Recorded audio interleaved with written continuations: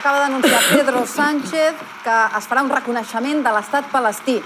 En aquests mateixos moments, també el president d'Irlanda ho està fent. És una acció coordinada entre Irlanda, Noruega i Espanya. Veig que ja hi ha el Pablo Iglesias per aquí. Pablo, bon dia. Doncs et dono la paraula després d'aquest anunci de Pedro Sánchez i quines conseqüències pot comportar. Esa es la gran pregunta. Yo creo que ninguna. La pregunta que habría que hacerle ahora al gobierno es qué están ustedes dispuestos a hacer para que el gobierno palestino tuviera un control efectivo de su espacio aéreo, para que pudiera tener su propio ejército, para que pudiera tener su propia economía, para que pudiera tener el control de sus fronteras. Si no, lo que va a parecer es que esto es una declaración retórica en el contexto de las elecciones europeas ante una opinión pública que cada vez entiende menos que Europa y Estados Unidos estén permitiendo y favoreciendo un genocidio.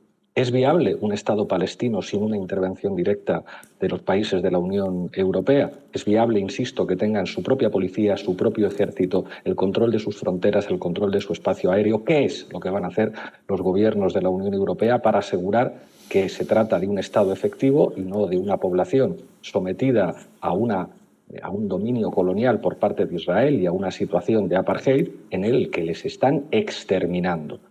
Mi sensación, tratándose del PSOE, donde siempre hay un enorme contraste entre las palabras y los hechos, es que esto es básicamente retórica. España se ha negado a hacer un control efectivo de los barcos que hacen escala en nuestro país para llevar finalmente material militar a Israel. Se dijo que se había interrumpido la compraventa de armas y finalmente tuvieron que reconocer que los contratos que estaban ya firmados se seguían ejecutando. El ministro de Exteriores ha sido capaz de llamar a Israel país amigo. Se trae a la embajadora de Argentina, pero no se hace lo propio con la embajadora de Israel, a pesar de que cuando Podemos estaba en el gobierno se refirió a los ministros de Podemos como antisemitas y como favorables al terrorismo. Creo que aquí hay mucho de retórica made in PSOE, mucho del estilo de chaqueta de pana en campaña electoral. És només retòrica, Montserrat Tura? Bé, si és una retòrica que es distancia de la posició majoritària de la Unió Europea i és una retòrica que es distancia clarament dels Estats Units. Per tant, és un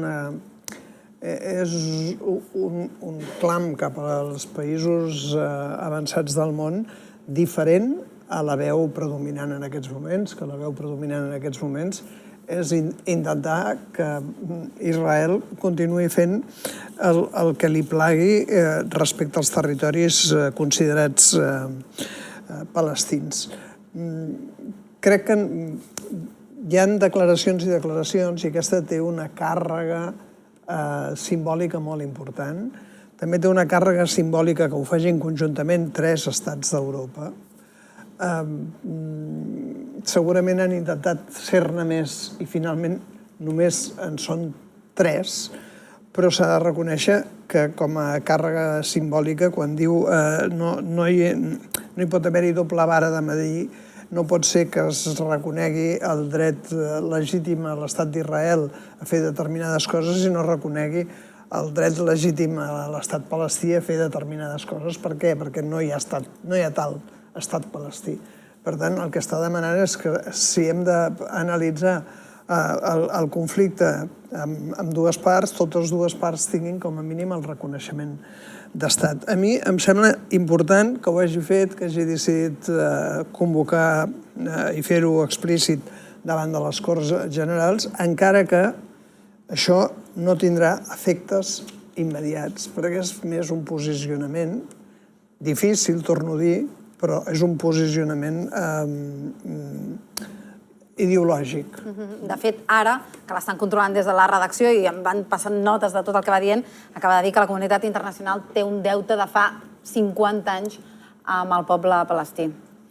A mi el que m'ha sorprès és l'estranya aliança, aquests 3 països. No són països de l'entorn. Irlanda, Noruega, Espanya. Exacte.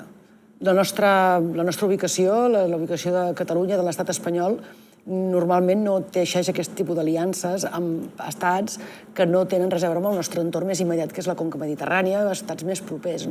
Per tant, jo estic d'acord amb el Pablo. No deixa de ser una retòrica més. no deixa de ser aprofitar una conjuntura que no se'ns escapa, que és en clau eleccions del 9 de novembre, del 9 de juny, on Pedro Sánchez, que és un bon estratega, ho hem vist, aprofita cada escletxa per portar l'aigua cap al seu molí. I em sorprèn la mesura de màxims que s'adopta amb l'ambaixadora a Buenos Aires i què passa amb el tema dels conflictes més immediats que té al costat Pedro Sánchez. Per tant, la gesticulació, el postureig, la retòrica, crec que és el que ell mou bé i sobretot pre-campanya. Escoltem Pedro Sánchez. Al jefe del Estado.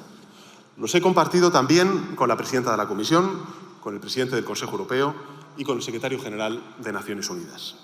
Y ahora les expongo aquí, en esta Cámara, ante ustedes y ante todos los españoles, las razones por las cuales vamos a plantear el próximo martes 28 de mayo esta importante decisión. También tengo que decirles que hemos compartido estos argumentos con distintos líderes europeos en visitas, encuentros y llamadas que, como ya saben, he venido realizando durante estas últimas semanas y que es objeto también de esta comparecencia. Y me alegra poder decir que ese esfuerzo ha dado sus frutos y que España estará acompañada por otros países europeos durante estos días y la próxima semana. Nos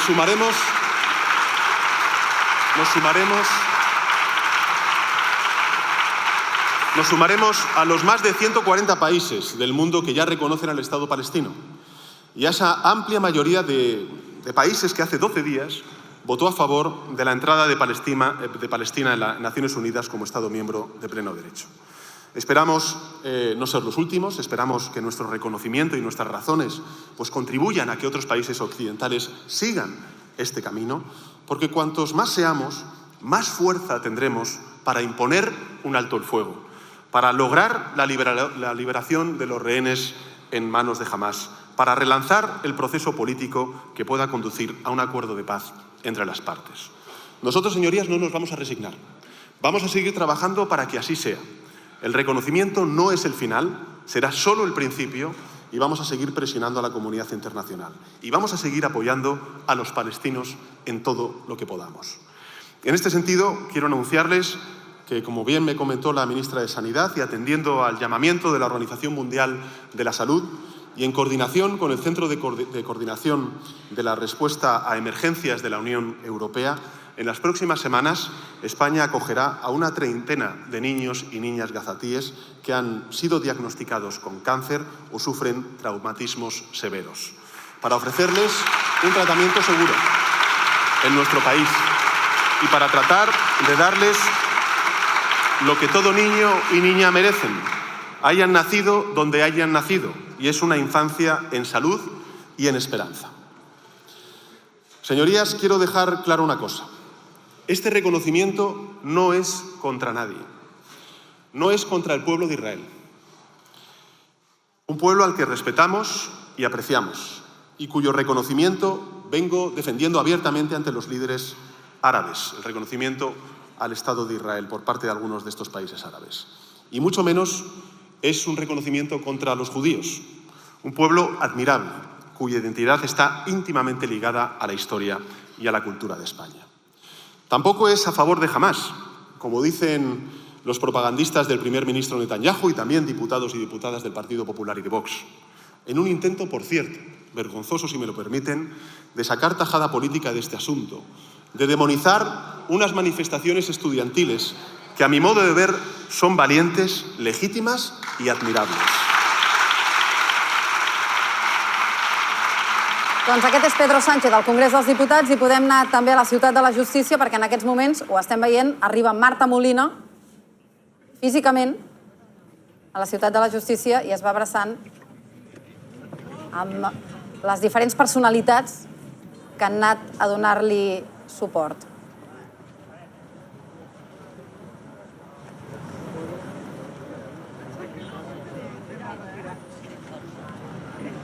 Doncs aquesta és la imatge, Marta Molina arribant a la Ciutat de la Justícia per declarar davant del jutge pel cas de Tsunami Democràtic.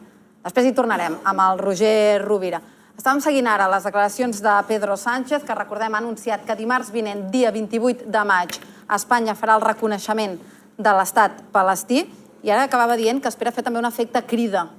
Sí, t'he de dir que tinc la impressió que hagués pogut anunciar, per donar més valor al seu compromís, que l'estat espanyol deixaria de vendre armes a l'estat d'Israel, perquè se'n venguin moltes o poques. Si es mira la quantitat d'armes que ven l'estat espanyol a Israel, es veu que com hi ha anys que se'n venen menys, hi ha anys que se'n venen més. Però sempre, sempre, sempre s'ha mantingut un ritme de vendes. I a més camuflades, perquè diuen que no són armes, sinó que és material per acabar de fer-les. Vol dir que fins i tot aquest comerç d'armes s'ha sofisticat tant que es poden permetre el luxe de saltar-se la mateixa llei espanyola que regula la venda d'armes, perquè la llei espanyola és una llei avançada i té un article, crec que és el 8è, que diu que no es poden vendre armes a aquells estats que vulnerin els drets humans. I el que fan és o vendre armes a tercers països, perquè finalment acabin al lloc on volen que acabin, és a dir, fer de pont, o bé subministrar un material que no és ben bé per fer una arma, però sí per fer-la més eficaç.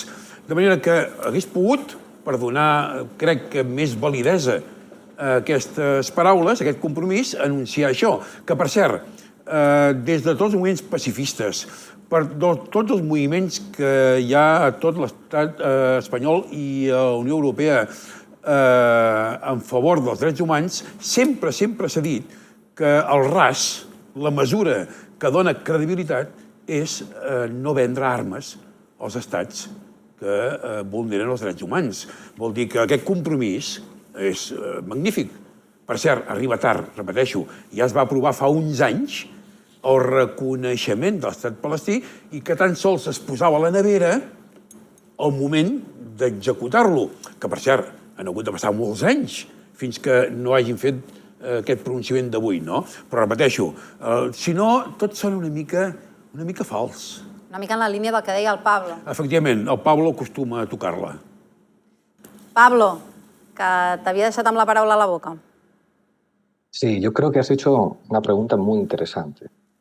¿A qué es lo que va a reconocer el gobierno de España? ¿Va a reconocer a la autoridad palestina en Gaza? ¿La autoridad palestina en Gaza es el Estado palestino? ¿O el Estado palestino son solamente los gobiernos de Fatah en los bantustanes de Cisjordania? Esto es muy importante aclararlo. ¿Qué es Palestina para el gobierno español? ¿Son los bantustanes, controlados por una policía históricamente financiada por Israel a las órdenes de Fatah, o el Estado palestino también son las autoridades palestinas en Gaza? Hay otra pregunta que surge. Decíamos al principio qué es lo que implica tener un Estado. ¿Qué va a hacer España y los países europeos para garantizar el control de su espacio aéreo, el control de las fronteras, tener su propio ejército, establecer relaciones comerciales con quien consideren? Y ahora hay otra pregunta. ¿Va a haber un embargo a Israel como el embargo que hay con respecto a Rusia? ¿Va a haber sanciones a Israel como las sanciones que hay con respecto a Rusia? Y por último, si hemos estado vendiendo armas a Ucrania por el derecho de los ucranianos a defenderse del país invasor, vamos a empezar a vender armas al Estado palestino, que no sabemos muy bien a qué se refiere el presidente del gobierno, para que puedan armar un ejército regular que se enfrente de manera más simétrica a Israel. Estas son las preguntas que tiene que responder el PSOE para que comprobemos si esto es retórica electoral o esto, por el contrario, es algo serio que va a cambiar la correlación de fuerzas a nivel internacional. Doncs és Alberto Núñez Feijóo que el que està fent és respondre a Pedro Sánchez sobre l'última qüestió que parlava, que és de la investigació oberta a la seva dona per als seus negocis, però en canvi Pablo no ha dit ni muda el reconeixement a Palestina des que ha començat la seva intervenció. I deia que la gent està farta d'espectacles. Yo creo que la derecha tiene un problema en Palestina. La derecha en todo el mundo se posiciona con un Estado, claros tintes fascistas, como es el Estado de Israel. Aquí hay una paradoja muy llamativa. El sionismo es hoy un movimiento más cercano a lo que representaron los fascismos y recibe el apoyo de los herederos históricos de las derechas europeas antisemitas. Los que apoyaron a Hitler, los que defendieron la persecución de los judíos, son hoy los que defienden el apartheid y el exterminio del pueblo palestino. Yo creo que esto para la derecha española es un problema porque creo que hay una opinión pública que además, a la vista de las imágenes que llegan de Gaza, cada vez está más posicionada a favor del pueblo palestino. En ese sentido, no es sorprendente que Feijóo no quiera hacer ni una sola mención a este conflicto, porque es bastante impresentable decir a estas alturas que Israel tiene derecho a la defensa, que todo esto empezó el 7 de octubre. No, esto no empezó el 7 de octubre, esto empezó con la ocupación de Palestina y con un proyecto político del sionismo que pasa primero por el desplazamiento forzoso de la población, después por la limpieza étnica y finalmente por el genocidio. La cuestión del espectáculo es como política, es espectáculo. El Partido Popular eligió un portavoz parlamentario para generar espectáculo. El PSOE puso a Óscar Puente para generar espectáculo. Milei necesita ser trending topic todas las semanas y en este caso Sánchez ha encontrado una oportunidad maravillosa para que ese espectáculo le pueda beneficiar electoralmente. Hay una situación, tienen algunas bromas en las redes sociales, a ver si Netanyahu, con un poco de suerte, insulta a la esposa de Pedro Sánchez y así traemos a nuestra embajadora de Tel Aviv y rompemos relaciones con Israel. Yo creo que esto forma parte consustancial de la dinámica política y de la dinámica de muchos medios de comunicación que apuestan por el clickbait en este sentido. Lourdes Ciuró. Bé, jo és que podria dir una cosa que sembla que no ens en donem compte. Jo li diria Pedro Sánchez, el il·lusionista. Per què? Perquè Pedro Sánchez, un il·lusionista, què fa? Fa mirar el públic cap aquí mentre allà passen coses. I Pedro Sánchez ha marcat l'agenda i li hem seguit l'agenda del seu relat constantment. Va decidir, en precampanya nostra, just la campanya electoral catalana, que se n'anava a pensar. No parlàvem d'altra cosa que d'en Pedro Sánchez. Tenim el que diu el ministre Puente sobre que un ministre d'un altre país que és un yonqui. Però això no ho diu gratuïtament. Aquí li posa un problema al ministre Álvarez, que és el que fa i té el circ per anar entretenint el tema. I ara respon al ministre Álvarez retirant l'ambaixadora. Simultàniament, en ple Congrés dels Diputats, reconeix l'estat de Palestina amb un tema que hem convingut aquí a la taula, inclús amb experts, que això no va enlloc. I mentrestant, per exemple, qui parla de Rodalies i els problemes dels catalans que tenim gent que perd, o una economia que perd 2,2 milions d'euros perquè la gent no pot arribar a treballar? Ningú li recorda que aquest senyor no té pressupostos?